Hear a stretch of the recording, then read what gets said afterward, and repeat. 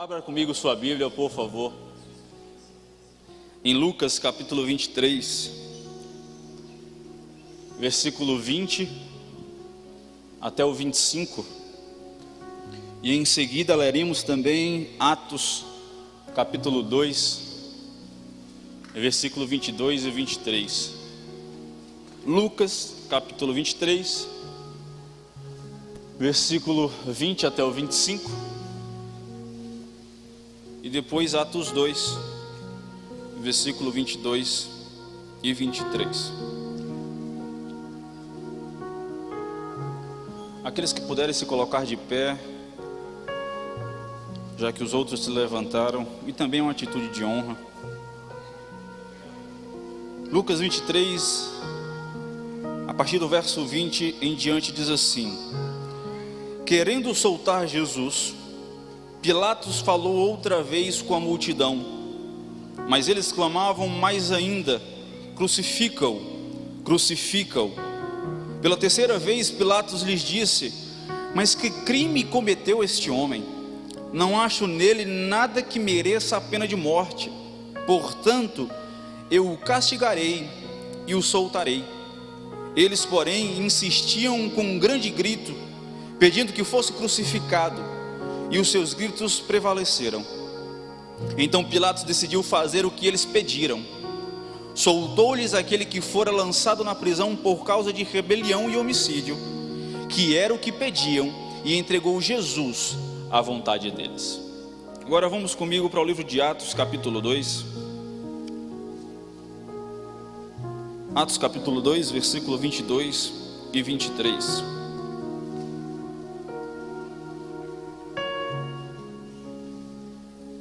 Atos capítulo 2, versículo 22 e 23 diz assim: homens israelitas, escutai estas palavras. Jesus de Nazaré foi o homem aprovado por Deus entre vós com maravilhas, prodígios e sinais, que Deus fez por ele, que fez entre vós, como vós mesmos bem sabeis. Este homem vos foi entregue pelo determinado propósito e conhecimento antecipado de Deus. Tomando-o vós, o crucificastes e matastes pelas mãos de ímpios. Amém? Podeis assentar, graças a Deus.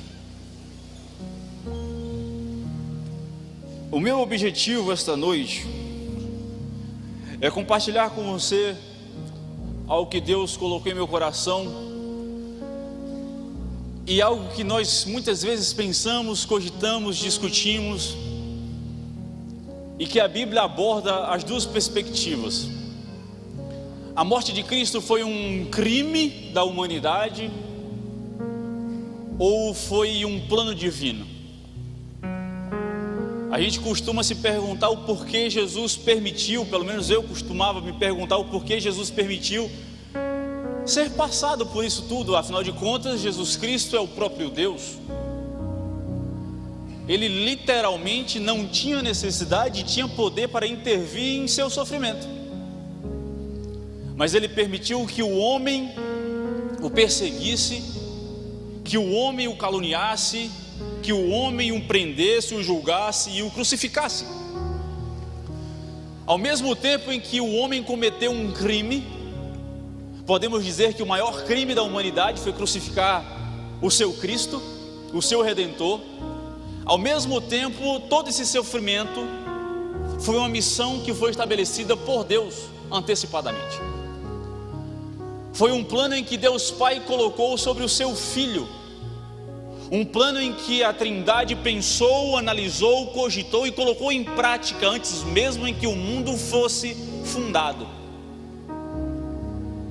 E nós devemos entender a importância da morte de Jesus, é entender que tudo aquilo que a Bíblia fala, do Antigo ao Novo Testamento, de Gênesis a Apocalipse, as profecias, todos os pensamentos, os episódios, tudo remete à cruz, tudo volta e vai para a cruz. Tudo se contempla e alcança o seu propósito quando entendemos que Jesus morreu na cruz para nos salvar. mas não permaneceu nela, ele ressuscitou, ele está vivo. Mas o homem, a humanidade, precisa relembrar o preço que Jesus pagou por mim e por você. Interessante que em Atos, como lemos no capítulo 2, verso 23, diz: sendo este entregue pelo determinado desígnio e presciência de Deus, vós o matastes, crucificando por mãos de iníquos. Quando Pedro está nesse discurso com a plateia, a ideia passada é que aquelas pessoas tinham pleno conhecimento de que Jesus havia morrido. Eles sabiam que Jesus havia sido julgado. E quando Pedro, ele usa o pronome pessoal vós, ele quer estabelecer para os ouvintes que aqueles que estão ouvindo são responsáveis pela morte de Jesus. Quando ele fala vós, podemos aplicar que Pedro está falando para nós, que nós somos responsáveis pela morte de Cristo. Então, todavia a responsabilidade no mundo foi do homem. O homem o traiu, o homem o perseguiu, o homem o prendeu, o crucificou. Devemos lembrar que tudo isso acontece pela soberania de Deus. Nada acontece fora do controle e permissão de Deus. Se Jesus permitiu que o homem fizesse isso, era porque antecipadamente e com sua presciência ele permitiu e planejou dessa forma. O homem de fato é culpado pela perseguição e pela morte de Cristo, mas ele só é culpado porque Deus permitiu antecipadamente. Jesus, ele não foi simplesmente morrer, ele foi morto. Ele foi perseguido e executado publicamente por algo que ele não fez. Aconteceu essa semana de um preso que foi libertado após 3 anos de prisão, porque finalmente descobriram que ele era inocente. E já vimos algumas vezes de presos que passaram a vida inteira presos, mas foram libertados porque a justiça descobriu que enfim, de fato, eles eram inocentes. E quantas vezes nós ficamos indignados porque não houve um trabalho justo com aquela pessoa, não houve uma pesquisa, um fundamento usado de forma justa para descobrir que de fato aquela pessoa era inocente, simplesmente prendeu, baseado nos acontecimentos, nas provas. Agora imagine o próprio Cristo, que não foi confundido como culpado, mas foi preso como inocente. As pessoas não confundiram que ele foi culpado com outro crime. Deliberadamente eles culparam Jesus por algo que ele não fez. Pior do que isso, ele foi preso, julgado e sentenciado totalmente fora das circunstâncias legais. Jesus ou qualquer pessoa não poderia ser sentenciado em um feriado ou em um sábado, por exemplo, e foi o que aconteceu. Nenhum inocente poderia ser culpado e sentenciado à morte no mesmo dia do seu julgamento. Era necessário pelo menos um dia depois para se julgar realmente se ele era culpado. E Jesus foi feito tudo isso em uma madrugada. Vamos ver que aquelas pessoas que prezavam pela lei quebraram a lei para julgar alguém inocente. Jesus pagou por um preço que não era dele, era nosso. E enfim, entenda, os chefes judaicos, eles tinham inveja do ministério de Cristo. É só ler a Bíblia, e disseram que ele desrespeitou a lei e blasfemava contra Deus. Os romanos, eles ouviram dizer que Jesus se proclamava rei dos judeus. Isso ia de frente e acreditavam que isso estava indo contra o reinado de César. A gente vai entender que através do homem Jesus, uma aliança entre os judeus e os romanos foram colocados em prática. Aqueles que eram inimigos se tornaram unidos para sentenciar alguém inocente. Até porque o inimigo do meu inimigo pode ser o meu amigo. Então os judeus e os romanos se uniram para prender um homem. Duas nações, dois reinos, duas potências que se uniram para matar um homem por algo que ele não fez. Interessante que no tribunal judaico ele foi julgado por uma acusação teológica, blasfêmia. No tribunal romano ele foi acusado por política, sedição. Criaram sobre ele circunstâncias que não existiam. Eu e você poderíamos morrer, e de fato merecíamos, porque éramos de fato culpados. Éramos pecadores, traímos a Jesus, traímos a Deus, traímos a Trindade, e devemos pagar um preço, mas Jesus morreu em nosso lugar.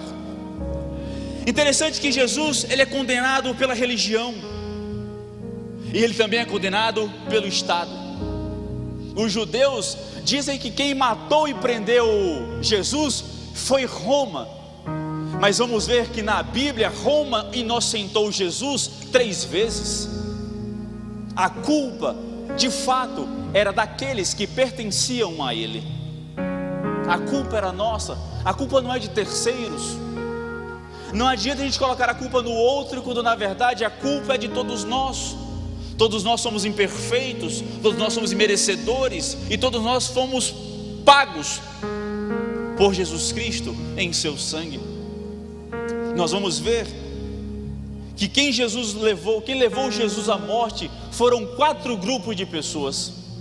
Lucas capítulo 23, versículo 2 diz assim: e ali passaram a acusá-lo, dizendo: encontramos este homem pervertendo a nossa nação, vedando pagar tributo a César e afirmando ser ele o Cristo, o Rei. Pilatos foi a primeira pessoa culpada da morte de Jesus. Pilatos, quando Jesus foi levado à presença de Pilatos, foi levado como uma acusação religiosa que se transformou em uma acusação política. As coisas estavam aumentando contra Jesus. Jesus, ele contra Pilatos ou contra Roma, ele foi acusado de 3 coisas. Estava pervertendo a nação, estava impedindo e proibindo de dar tributo a César, e estava se dizendo ser Cristo o Rei. 3 coisas que eram mentirosas. Porque Jesus fala dar a César o que é de César. Ele não estava proibindo, mas ele estava admoestando, aconselhando que aquilo que é de César, aquilo que não é, pertence ao templo. E Jesus, quando dizem que ele era Cristo o Rei, foi porque na sua entrada em Jerusalém as pessoas estavam o louvando como Rei. Em nenhum momento Jesus se autodenomina como Rei, mas as pessoas o enxergavam como um. Portanto, foi pervertido sobre ele acusações mentirosas e colocado sobre ele uma sentença que não existia. Mas Pilatos, ele tinha convicção da inocência de Cristo Jesus. Pilatos, ele via que naquele momento Jesus não era culpado. 3 vezes Pilatos diz que não se achou nenhuma culpa nele. Lucas 23, versículo 4 diz assim: não acho culpa nenhuma neste homem. Pilatos manda Jesus para Herodes.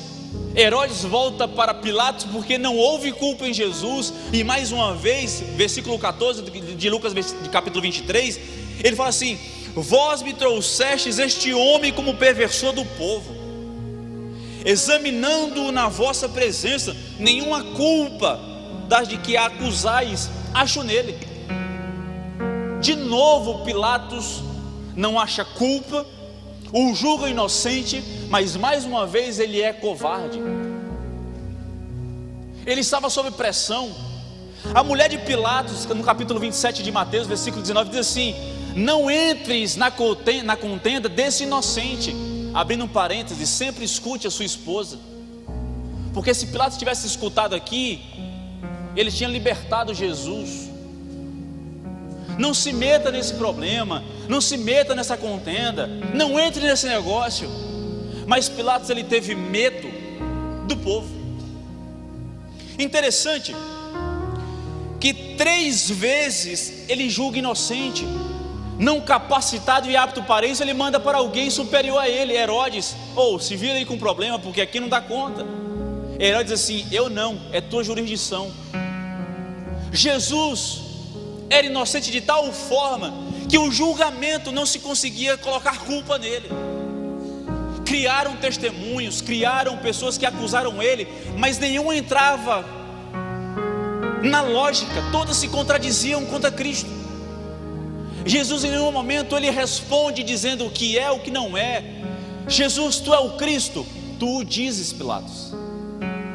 Toda vez Jesus, ele retoma a conversa, não colocando sobre ele a responsabilidade, mas sobre Pilatos. Pilatos, na última vez, quando ele tenta libertar as pessoas, libertar Jesus pela maneira certa, mas do jeito errado. Escolham alguém para libertar, porque naquele contexto histórico era possível o povo escolher alguém para ser liberto, e o povo escolhe aquele que era acusado de homicídio, e pede a prisão do Cristo. Crucifica-o, solta Barrabás. Interessante que aquele que provém a paz era julgado por perverter a paz. Na última vez, Pilatos diz: estou inocente do sangue deste inocente. Ele estava abrindo mão da responsabilidade da morte de Cristo. Ele estava colocando sobre os judeus. Pilatos, ele teve medo por 4 motivos. Primeiro, o clamor da multidão. Versículo 23 diz: mas eles estavam com grandes gritos. As pessoas gritavam para Jesus ser crucificado. Versículo 24, a multidão pede. Pilatos julgou que devia fazer o que eles pediam. No versículo 25, e soltou-lhes o que fora lançado na prisão por uma sedição e homicídio, que era o que pediu, mas entregou Jesus à vontade deles. Pilatos, ele teve medo. Pilatos, ele não suportou os gritos, ele não suportou os pedidos, ele não suportou a vontade da multidão. E por último, a multidão fez pressão sobre ele. Em João capítulo 19, versículo diz assim: desde então Pilatos procurava soltá-lo, mas os judeus gritavam dizendo: se soltas este, não é amigo de César. Pilatos, ele já estava na corda bamba no contexto romano. Ele não estava conseguindo suportar os conflitos dentro da Judeia. E agora, com a Judeia pedindo a prisão desse homem, ele precisava contemplar o pedido daquele povo, para que ele não fosse derrubado pelo próprio César. Então, Pilatos não suporta a necessidade do povo crucificar Jesus. Pilatos foi culpado. Pilatos, ele ficou entre a escolha da ambição e da consciência. A escolha entre a conveniência e o que de fato eu preciso fazer. Trazendo para nós, quantas vezes estamos na mesma posição de Pilatos. Tomaram a decisão certa, correta, aquilo que Deus quer da gente, mas não fazemos porque não é conveniente pela nossa posição.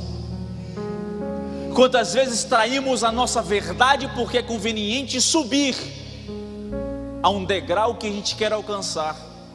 Quantas vezes abrimos mão de defender a nossa cristandade, a nossa crença em Jesus, mas não fazemos isso por medo da multidão. Quantas vezes negamos a Cristo porque a multidão precisa de algo, ou eu preciso de algo que a multidão pode me dar. Não se comporte como Pilatos. Que possamos não sermos covardes, que possamos dizer assim: a minha verdade é que Cristo é inocente, que Cristo é o meu Rei, que Cristo é o meu Senhor, o meu Redentor, e faça chuva, faça sol, seremos leal a Cristo. O povo judeu, os sacerdotes, também foram culpados. No capítulo 27, versículo 18 do livro de Mateus, vai dizer que Pilatos viu que os sacerdotes queriam prender Jesus por inveja. Inveja. Por quê? Porque Jesus fazia milagres, pregava e o povo ia, a multidão o escutava, ele ensinava e a multidão sentava para ouvir debaixo do sol. Ele colocava a mão e demônios eram expulsos, colocava a mão e pessoas doentes eram curadas, e os sacerdotes não faziam mais isso. Por pura inveja religiosa, sentenciaram Jesus. Judas, nada disso teria acontecido sem Judas ter colocado a mão. O homem que traiu Jesus, o homem que andou com Cristo 3 anos e mesmo assim o negou e o traiu. A gente acha que Judas foi simplesmente comprado, mas se a gente for ver os evangelhos, Judas se colocou como uma pessoa capaz de assim, foi Judas que procurou: ei, eu posso trair Jesus e trazer ele a vocês. Não foram eles que foram até Judas. Judas traiu primeiro em seu coração e se colocou como alguém capaz de trazer Jesus para ser crucificado. Não é que Judas aceitou 30 moedas de prata, é que Judas buscou 30 moedas de prata.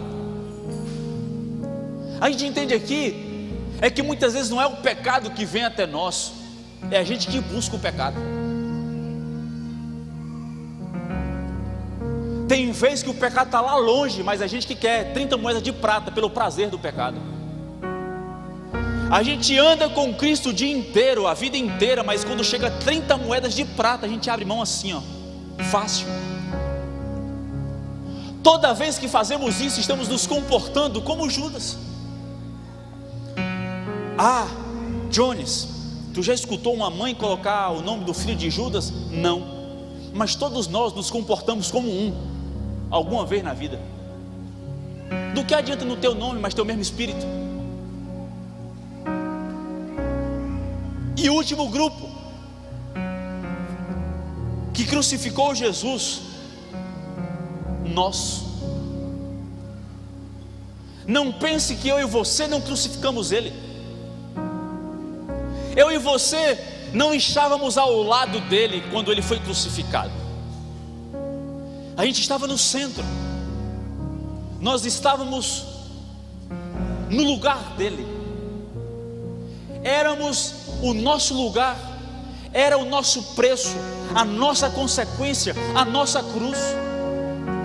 Isaías capítulo 53, versículo 4 e 5 diz: verdadeiramente ele tomou sobre si as nossas enfermidades e as nossas dores levou sobre si, contudo nós o consideramos como aflito, ferido de Deus e oprimido. Ele porém foi ferido pelas nossas iniquidades, o castigo que nos traz a paz estava sobre ele, e pelas suas pisaduras fomos sarados. Ei, ele pagou o preço que era nosso. Mas Hebreus capítulo 6, versículo 6, parte B, vai dizer que todas as vezes que alguém se desvia da presença de Jesus, que se desvia dos seus ensinamentos, que se desvia dos seus mandamentos, está crucificando novamente Jesus Cristo em seu coração e expondo ele à desonra.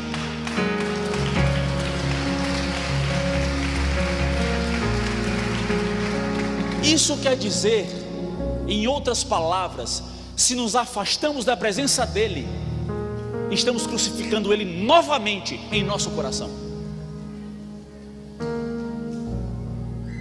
Agora veja, Pilatos foi culpado, os judeus foram culpados, Judas foi culpado, mas nós também somos culpados.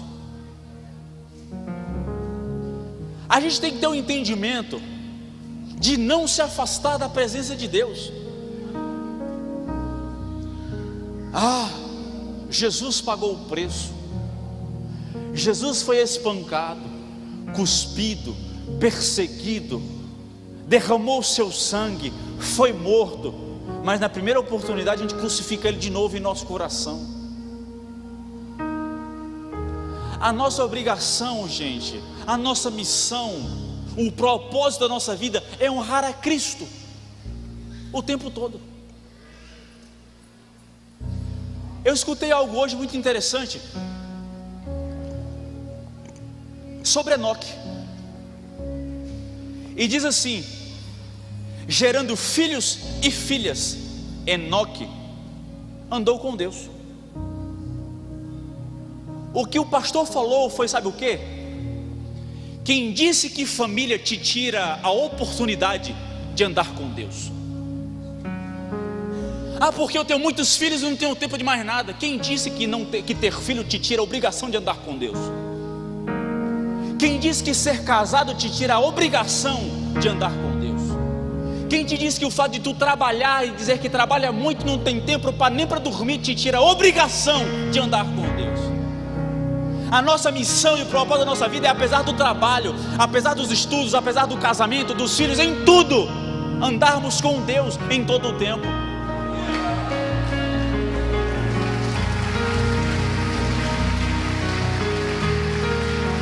A questão é que a gente fica gerando desculpa o tempo todo para a gente não andar com Deus. Ah, não tenho tempo, trabalho demais. Quer um conselho? Trabalha menos e segue a Cristo, porque buscar a Jesus, a Deus e a sua justiça, que as demais coisas vos serão acrescentadas. Porque se se Deus não cumprir a sua palavra, eu não sei o que é que sobra para a gente. E Deus não mente, nem se confunde, nem abre mão da sua palavra.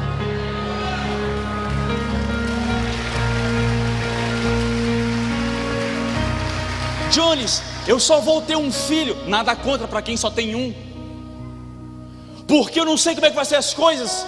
Multiplicai e povoai a terra. Deixa que Deus garante o teu futuro.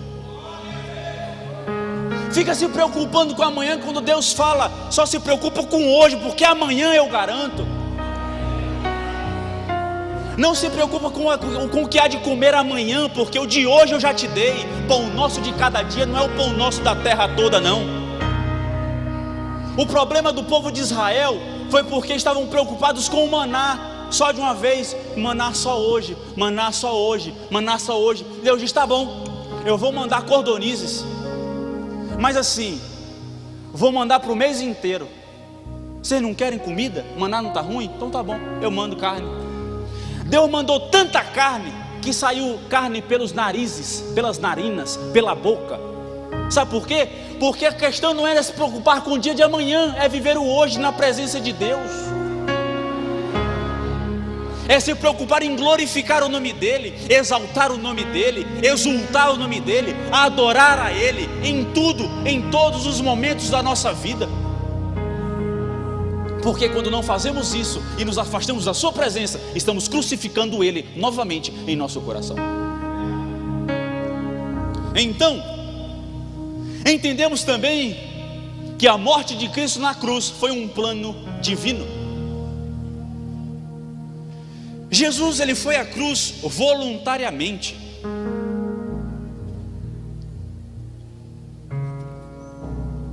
Jesus não foi para a cruz só porque Judas o traiu. Ele não foi para a cruz simplesmente porque os judeus o levaram para Pilatos. Ele não foi morto simplesmente porque Roma mandou os soldados crucificá-lo. Não, ele não morreu só por isso. Antes disso, ele morreu porque ele se entregou por mim e por você. Ele voluntariamente, porque quis. Não é que Jesus estava andando nas ruas e tal, aleatoriamente. Ah, vou ver se morro. Não. Eu escutei uma vez um rapaz dizendo que Jesus não sabia que ia morrer de cruz. Eu falei: cara, essa é a maior heresia. Porque se a gente isolar a voluntariedade e a missão de Jesus, segundo a lei de Roma, aqueles que eram julgados por perturbar a paz e ser autodenominado como rei, morreria de cruz. Só bastava Jesus ser inteligente sobre as leis daquele local. Portanto, Jesus sabia que iria morrer de cruz. A tradição vai dizer, segundo Flávio Joséfo, que a cruz do culpado era a coluna central da sua casa.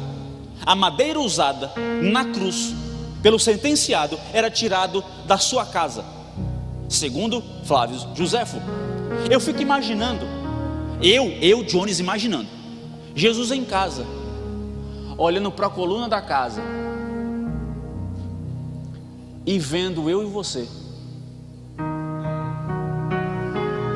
Se isso for verdade, se a tradição estiver correta, Jesus deitava toda noite olhando para o teto de casa, imaginando que aquela será a arma que eu ficarei pendurado por um preço de algo que não fiz, mas por almas que eu amo. Imagine que Jesus era carpinteiro. Jesus trabalhava com o quê? Madeira, martelo e prego. Eu fico imaginando a cada pregada que ele dava em uma madeira, ele talvez estivesse pensando nos pregos que entrariam em suas mãos, que pagariam o preço por mim e por você. Imagine você trabalhar com aquilo que você será morto, por algo que você não fez, mas por amor ele se entregou voluntariamente. Interessante que 1 Pedro capítulo 1, versículo 18 a 20 diz assim: sabendo que não foi mediante coisas corruptíveis como prata ou ouro que fostes resgatados do vosso fútil procedimento que vossos pais vos legaram, mas pelo precioso sangue, como de cordeiro sem defeito e sem mácula, o sangue de Cristo, conhecido de antemão, com efeito, antes da fundação do mundo, porém manifestado neste tempo por amor de vós.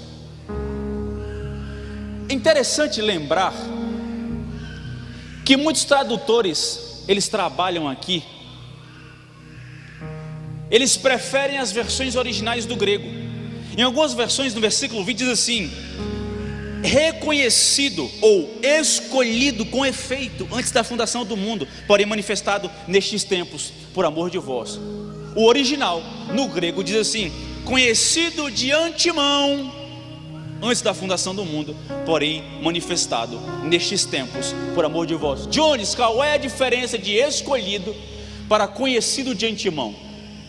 É simples. Se ele tivesse sido escolhido, automaticamente a gente pensa que tinha outras opções. Não tinha.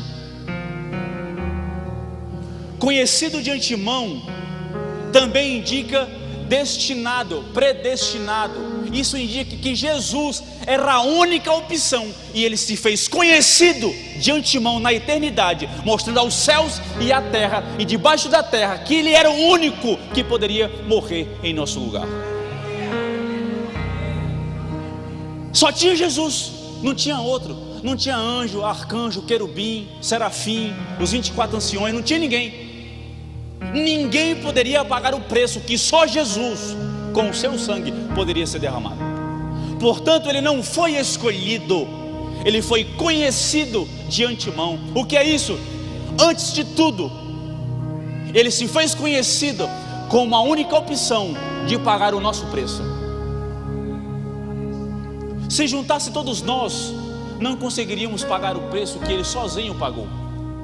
Interessante é que quando Pedro faz referência ao tempo, olha, antes da fundação do mundo, eternidade, porém manifestado nestes tempos, tempo. Pedro, ele faz o contraste entre eternidade e tempo. Tempo não é a mesma coisa que eternidade. Eternidade não é um tempo dentro do tempo. A eternidade está além daquilo que a gente conhece como tempo. Ei, Cristo se fez conhecido de antes da criação do mundo. Essa ação está conectada com a criação das coisas. Aquilo que nós conhecemos como início, ele se fez conhecido antes. Jesus não criou o universo e as coisas e então decidiu que Cristo morreria em nosso lugar. Mas antes de qualquer coisa ser criada, de qualquer coisa ser gerada, de qualquer coisa ser estabelecida, Antes de tudo isso, Jesus já havia sido feito conhecido como a única solução pelo pecado que ainda não havia acontecido. Imagine que antes de qualquer coisa, talvez antes da queda de Lúcifer, Deus já tinha um plano para tudo. Isso é muito lindo, gente. Porque a gente fica maravilhado quando diz assim: eu te escolhi ainda no ventre da tua mãe. É lindo, mas imagina que nosso preço foi estabelecido e pago antes que qualquer coisa fosse criada. Se você foi escolhido no ventre da tua mãe, você só foi escolhido porque antes de qualquer coisa você foi salvo. Interessante que quando ele fala que Jesus será manifestado nestes tempos, isso indica que a morte de Cristo não será e não alcançará resultado somente em seu tempo, mas todos aqueles que estão inseridos entre seu nascimento como carne até a sua segunda vinda será alcançado por ele. Isso quer dizer que eu, que você, que nossos pais, que as gerações vindouras, que os antepassados, todos estão inseridos em Cristo Jesus. Jesus não morreu somente para aqueles do seu tempo, mas Jesus morreu por mim e por você. Em seu nascimento, o propósito era morrer e salvar os redimidos. Jones, quem são os redimidos? É simples: aqueles que tomam a cruz e seguem os passos de Jesus. Todos foram alcançados pelo seu sangue, porque Jesus, desculpa, é uma discussão teológica imensa, mas Jesus não morreu para alguns, Jesus morreu para todos. Jesus não morreu por metade da população, por um terço, não, Jesus morreu por todos, mas Ele sabe com presciência aqueles que irão segui-lo. Isso é diferente.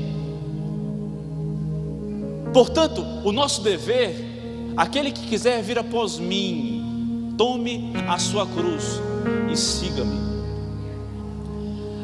As pessoas, eu falei essa semana aqui no seminário, que as pessoas tratam o reino de Deus talvez como o reino sem regras, porque a graça nos salvou. Vai, não segue a Cristo direitinho não para ver se a graça te salva. Não toma a cruz direitinho não para ver se a graça te salva, porque a graça não fica somente te limpando do pecado, mas te tira a capacidade, o desejo de pecar e seguir a Cristo. A graça te diz assim: não vale a pena, segue a Cristo. Ei, fulano, esse pecado aqui não vale a pena, eu já te limpei por ele, vai para Cristo. O reino de Deus tem regras. Ei, ninguém vai ao Pai senão por mim. Não é por drogas, não é por álcool, não é por prostituição, não é por outras religiões que te trazem a paz, porque a única paz que excede o entendimento é Jesus Cristo de Nazaré. Ah, mas religião tal dá um zen legal. Tu fica zen queimando no inferno, porque o único caminho, por mais que doa o processo de ir para o céu, porque é mais fácil um camelo ir para o céu do que passar por um alfinete, do que um rico. Nada contra a prosperidade, que você seja próspero em nome de Jesus, mas quando nós amamos o dinheiro, estamos abrindo mão da nossa eternidade na presença de Deus. A Bíblia fala que não podemos servir a dois senhores, ou a Deus ou a Mamon. Ah, Jones, em horário tal eu sirvo ao meu vício, em seguida eu peço perdão, porque a graça me salva e eu vou para o céu. Ei, não é desse jeito. Aquele que é limpo, limpe-se mais. Sede santos, porque eu sou santo. vocês farão muito mais do que eu. Tudo isso só implica no conhecimento de seguir a Cristo. Aqueles que não seguem, não vivem e não viverão essa verdade. Vamos seguir? Jesus, ele veio para morrer.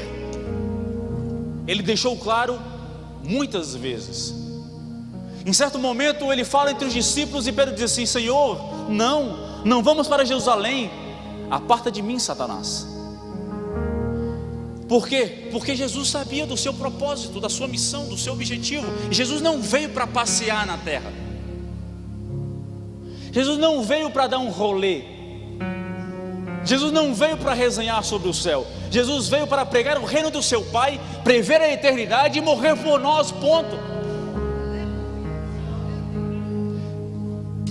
Lucas 19:10 diz assim: porque o Filho do Homem veio buscar e salvar o perdido.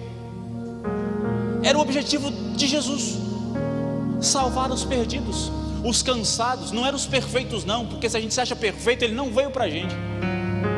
Ele só veio para os cansados, para os corações quebrados, contritos, para os ruins mesmo, sem jeito, sem direção. Não queira ser o perfeito, mas queira ser o quebrado na mão de Cristo, porque não adianta um vaso bonito indo para o inferno, é melhor um vaso quebrado na mão do oleiro, Jesus. Lucas capítulo 4, versículo 43 diz: ele porém lhes disse, é necessário que eu anuncie o evangelho do reino de Deus também a outras cidades, pois para isso é que fui enviado. O que? Pregar o evangelho e morrer para salvar os perdidos. Jesus, o tempo inteiro em seu ministério, ele colocou e declarou sabiamente que ele deveria morrer para salvar a nós. João capítulo 10, versículo 11, 17 e 18, ele diz: eu sou o bom pastor, o pastor dá a vida pelas suas ovelhas. Por isso o Pai me ama, porque eu dou a minha vida para a reassumir. Ninguém a tira de mim, pelo contrário, eu espontaneamente a dou. Ele deu porque quis. Tenho autoridade para entregar e também para reavê-la. Este mandato, esta autoridade eu recebi do meu Pai. Jesus morreu voluntariamente, através de um plano estabelecido por Deus. Jesus, ele tinha uma missão. Sabe o que significa? Que aqueles que o seguem também têm uma missão. Seguir a Cristo não é ir aleatoriamente para qualquer lado. Seguir a Cristo é ir para frente e encontrar Deus. E nesse processo de seguir a Cristo e encontrar o Senhor Deus na eternidade, devemos pregar o Evangelho a toda criatura, ensinando-os em nome do Pai, do Filho e do Espírito Santo, e batizando-as em meu nome. Não adianta seguir a Cristo se não entende a missão. Não adianta seguir a Cristo se não entende o significado da sua morte. Jesus não morreu para que você ficasse sentado no banco sem fazer nada. Jesus não morreu para que a gente ficasse aleatoriamente julgando o próximo. Seguir a Cristo é também amar ao próximo, amar aqueles que não merecem ser amados, não julgar aqueles que merecem ser julgados, abraçar aqueles que estão sujos, pecaminosos, e trazer para o hospital da alma, igreja. Seguir a Cristo é abraçar os cansados, é estender a mão para quem precisa, e muitas vezes entregar a mão para aquele que não queremos entregar. É se colocar como o cego Bartimeu, porque ele gritou: ei cego, cala a boca. Mas Jesus disse assim: chamai aquele que grita. E o cego diz assim: tá bom, eu sigo vocês que mandaram calar a boca, porque melhor é chegar na presença de Jesus do que eu ficar guardando rancor contra vocês. Seguir a Cristo é perdoar, não é guardar rancor, é levar amor e não levar egoísmo. Seguir a Cristo é amar, é simplesmente amar ao próximo como Ele nos amou. Como é que a gente pode amar a Deus a quem não vemos, se odiamos a quem vemos? A conta não fecha não, gente. Quero ir para o céu, mas odeio o meu irmão, tenho rancor do meu filho, tenho um rancor da minha mulher, fulano de tal no trabalho merece morrer. Que é isso, irmão? Que é isso, irmã? Jesus pagou o preço por mim e por você, e não queremos pagar um décimo pelo próximo. Estende a mão, ama. Gente, isso tem batido na minha cabeça demais, que o problema do mundo na verdade é simplesmente falta de amor ao próximo. Se todos colocassem em prática o mandamento do amor, tudo estaria resolvido. Pense agora em alguém que você não ama, que você talvez tenha aquela coisinha guardada lá no coração. Libera. Tem pessoas aqui que estão magoadas, que vivem uma vida de depressão, que vivem uma vida de tristeza, simplesmente porque não liberam o perdão. Deixa eu te falar, você e eu não merecíamos o perdão de Jesus. O fato de você ser bonitinho e bonitinha não te diz que você deveria ser perdoado. E Ele perdoou. Uma pergunta literal: quem somos, eu e tu, para não perdoar? Porque perdão, gente, perdão não é nosso.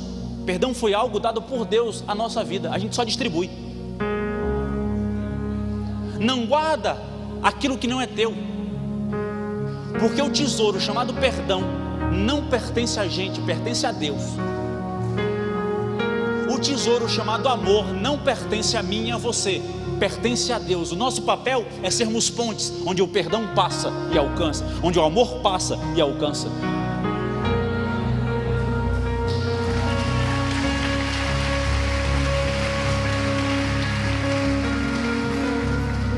A morte de Cristo foi a maior expressão de amor do Pai. O Pai nos amou tanto, que em João capítulo 3, versículo 16 diz: porque Deus amou o mundo de tal maneira, Ele amou tanto, que deu o seu Filho unigênito, único, para que todo aquele que nele crê não pereça, mas tenha a vida eterna. Às vezes, para eu compreender um texto bíblico, eu tento com toda humildade me colocar naquele lugar. Eu, Jones, estou dizendo como ser humano, não seria capaz de entregar meu filho por alguém que não merece, que não fez nada por mim. Na verdade, até por quem merece eu não entregaria meu filho. Eu nem tenho ainda e já estou dizendo que eu não entrego. Agora imagine Deus entregando a única preciosidade dele, o único filho, para quem cospe, para quem persegue, para quem crucifica, para quem julga, para quem persegue. Pois é, foi esse nível de amor que Deus nos amou. Você ama seu filho? Pois é, Deus amou tanto que entregou não foi por tu, mas foi por todos. Foi para quem é salvo e para quem não vai ser salvo. Ele entregou o seu filho por todos. Esse conhecimento e essa sabedoria sobre o amor de Deus deve estar impregnado em nossa mente todos os dias. A gente tem que lembrar quando acorda sobre o amor de Deus, porque se a gente está acordando é porque Ele nos ama, simplesmente. Se a gente levanta da cama, respira, dá um abraço nos filhos, dá um abraço na mulher, dá bom dia para o pai, para a mãe, segue para trabalhar, é simplesmente porque Deus nos ama. Aqueles que morrem também Deus ama. Tem uns que Deus ama tanto que Deus diz assim: vem logo, vem para cá. É só ver a Bíblia, Enoque, Elias, Deus amou tanto que trouxe logo para ele. Deus ama tanto a gente que a gente está esquecendo. A gente fica julgando o amor de Deus como o amor do nosso pai falho, nossa mãe que nos rejeita, nosso namorado que diz assim: nosso esposo que não valoriza a gente, nosso colega de trabalho. A gente fica achando que Deus nos ama como esse povo. Deus é perfeito, gente, e o amor de Deus é perfeito. O amor de Deus não tem início, não tem fim. Deus ama sobre tudo e sobre todos. Deus criou os céus e terra e só viu perfeição quando colocou o homem sobre ela. Está vendo isso tudo bonito aí? A natureza, os pássaros, animais. Pois é, só tem sentido quando o homem colocou sobre a terra. A criação só alcançou o objetivo quando o homem foi colocado sobre ela. E o homem só foi alcançado perfeição quando esteve dois para multiplicar, porque um só não valia a pena. Tudo isso para um não vale a pena, é melhor encher. Deus ama a gente demais, lembre-se disso. Esteja no seu coração o amor de Deus. Se alguém te dizer que Ele não te ama, lembre-se do sangue de Cristo que foi derramado na cruz por sua causa. Porque se alguém disser que você não tem valor, diga assim: eu tenho. O sangue de Cristo na cruz foi derramado para pagar o meu preço. E se eu valho para Jesus, sinto muito por você se não vê o meu valor. Não deixe que te diminuam, porque o amor de Deus foi tão grande que Ele entregou o seu Filho. A cruz, quase concluindo, ela tem dois lados. O lado humano, em que Judas entregou Jesus aos sacerdotes, que entregou a Pilatos, que entregou aos soldados e que foi para a cruz. Mas também tem um lado em que Deus entregou o seu Filho, para que todo aquele que nele crê não pereça, mas tenha vida eterna. Agora devemos perguntar: por que Cristo morreu? Primeiro, Ele morreu por nós. João capítulo 10, versículo 11, como eu falei, eu sou o bom pastor, e o bom pastor dá a vida pelas suas ovelhas. Isaías 53, versículo 5 diz: mas Ele foi transpassado pelas nossas transgressões e moído pelas nossas iniquidades. O castigo que nos traz a paz estava sobre Ele, e pelas suas pisaduras fomos sarados. Versículo 6: todos nós andávamos desgarrados como ovelhas, cada um se desviava pelo caminho, mas o Senhor fez cair sobre Ele a iniquidade de todos nós. Jesus morreu por mim e por você. Jesus morreu também para estabelecer e restabelecer novamente a reconciliação entre nós e Deus. Quando Jesus foi crucificado, o véu se rasgou. No Antigo Testamento, as pessoas só tinham acesso a Deus através do sumo sacerdote, que entrava no Santo dos Santos uma vez por ano para remir dos pecados. Mas quando Jesus morre, o véu é rasgado de alto a baixo, e agora nós temos acesso ao Pai através dele. Vocês não precisam do pastor para acessar ao Pai. Vocês não precisam do próximo para acessar o Pai. Vocês só precisam da vontade de acessar ao Pai. Vocês só precisam querer estar na presença do Pai, e tudo isso através de Jesus Cristo. Romanos capítulo 5, versículo 10 diz: porque se nós, quando inimigos, somos reconciliados com Deus mediante a morte do seu Filho, muito mais agora, estando já reconciliados, seremos salvos pela sua vida. Efésios capítulo 2, versículo 14 e 16 diz: porque Ele é a nossa paz, o qual de ambos fez um, e tendo derribado a parede da separação que estava no meio, a inimizade aboliu na sua carne, a lei dos mandamentos na forma de ordenanças, para que dois intermédio da cruz, destruindo por ela a inimizade. Éramos inimigos de Deus Pai, mas através da morte de Cristo fomos reconciliados com Deus. Eu ouvi alguém dizer essa semana que Deus não se irá mais com a humanidade, porque se irasse aquilo que estamos vivendo, a ira já desceria como desceu sobre Sodoma e Gomorra. Ei, não se engane. A ira de Deus está aplacada sobre Cristo. Isso quer dizer que quando Cristo vier buscar a sua igreja, Ele vai tirar a mão e a ira de Deus vai descer. Portanto, que possamos entender a oportunidade que temos de viver uma reconciliação com Deus e não perdermos tempos mais com o mundo. Porque, irmãos, Jesus está voltando. Jesus vai buscar a sua igreja. Teve uma pesquisa aqui nos Estados Unidos que diz que 40% da igreja não acredita mais na volta de Cristo. Como assim? 37% não acredita mais na eficácia do evangelismo, porque cada um sabe da sua vida.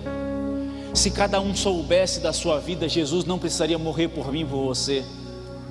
Se cada um soubesse da sua vida, Jesus não mandaria pregarmos a toda criatura. Ei, Jesus vai voltar e nosso dever é levar quanto mais almas para o céu, melhor. Porque o diabo não descansa para tragar a sua vida. O diabo trabalha de dia e de noite para tragar a sua alma e levar para o inferno. Você vale muito e Satanás sabe do valor que você tem sendo usado como instrumento na mão de Deus. E Jesus morreu para nos dar a vida. Isaías 53, versículo 4 diz: certamente de novo Ele tomou sobre si as nossas enfermidades e as nossas dores, e nós o refutávamos por aflito, ferido de Deus e oprimido. Versículo 5: mas Ele foi transpassado pelas nossas transgressões e moído pelas nossas iniquidades. O castigo que nos traz a paz estava sobre Ele, e pelas suas pisaduras fomos sarados, fomos salvos, fomos alcançados, fomos libertos. Se coloque de pé, por favor. Ministério ID de louvor. Para concluir, 1 João capítulo 5, versículo 11 diz: e o testemunho é este, que Deus nos deu a vida eterna, e esta vida está no seu Filho. Devemos compreender então que a morte de Cristo, ela revela quão horrível é o nosso pecado. Porque se não fosse tão horrível, qualquer um poderia pagar o preço. Se nossa culpa fosse menor, talvez outro poderia pagar o preço. Mas se foi necessário Jesus morrer para pagar o nosso preço, isso implica em dizer que nossa culpa é horrível. Mas também revela o amor dele. Revela que não importa o teu pecado, ainda tem chance para você. Que não importa o quão sujo você está, ainda tem tempo de você ser limpo em Cristo. Que não importa se dizem e apontam para você que você fez ou deixou de fazer, Jesus não te importa com o teu pecado, Ele só se importa com o teu futuro ao lado dele no céu. Deixa eu te falar, quando Jesus te perdoa, Ele pega o teu passado e joga no mar do esquecimento. Isso quer dizer que Ele não se importa com o teu passado, Ele só se importa com a tua vida. Ele se importa com a tua alma. Não importa quão sujo você foi ou você está, Deus te ama desse jeito. Mas como um Deus, ou como o Deus que te ama tanto, Ele não quer ver um filho sujo, lamacento. Ele quer um filho limpo, sentado à mesa, reconciliado, conversando. O filho pródigo, ele foi embora, gastou tudo que tinha, com drogas, com bebedeira, com festas, com prostituição. Mas o pai estava de braços abertos e foi ao encontro dele quando ele decidiu voltar para casa. Assim, se teve jeito para o filho pródigo, eu te digo, ainda tem jeito para mim e para você. Eu quero convidar você esta noite, que compreendeu a mensagem, Você que entende que pecou, está sujo, está lamacento, você que acha que não tem perdão, eu te digo, a Bíblia diz, e Deus através do seu Filho afirma continuamente, que ainda tem jeito para você. Se há alguém que quiser entregar sua vida a Jesus, vem aqui na frente. Se alguém que de fato entendeu o amor de Deus, alguém que não sente que é amado, mas que se entrega e que entendeu a entrega de Cristo, entenda, Ele se entregou por você. Alguém que quer entregar sua vida a Jesus? Não vou insistir. A mensagem foi pregada, a palavra de Deus foi lançada do altar. Cabe a mim, cabe a você pregar o Evangelho, mostrar a direção, que é Cristo Jesus, mas cabe a você dar um passo à frente e se entregar. Não, curve sua cabeça. Senhor Deus, Pai que está nos céus, estamos em Tua presença, Pai, para Te louvar, Te agradecer e Te engrandecer, declarar que Tu és o nosso Deus, o nosso Senhor, Senhor da nossa vida, Senhor da nossa casa, Senhor daquilo que somos e temos. E somos gratos, Pai, a Ti, pela Tua entrega na cruz do Calvário. Sabemos, Pai, que não somos merecedores, mas estamos aqui pelo Teu amor e pela Tua graça que nos sustenta. Nos dá entendimento, Pai, que possamos Te honrar em nossa vida, que possamos Te honrar em nosso caminho, que possamos Te honrar aonde formos, no que fizermos, no que pensarmos, que nossa vida seja para a Tua glorificação, Pai. Assim Te louvamos e Te agradecemos em Teu nome.